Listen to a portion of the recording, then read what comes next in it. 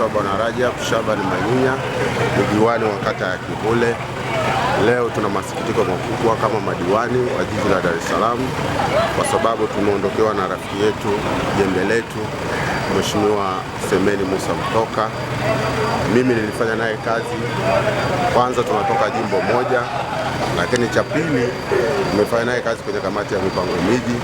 Ni mtu mahiri sana, alikuwa anatusaidia sana, lakini tena ndio hivyo, mapenzi ya Mwenyezi Mungu ni makubwa kuliko mapenzi ya mwanadamu yoyote.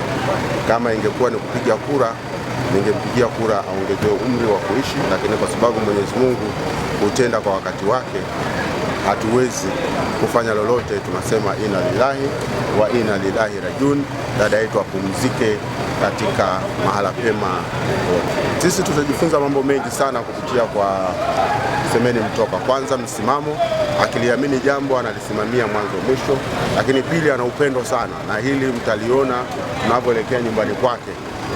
Juzi tulikuwepo kule na jana pamejaa sana, kuonyesha kwamba aliishi vizuri na jamii, lakini hata sisi madiwani tunajua kwamba Semeni Mtoka alikuwa ni mtu wa upendo.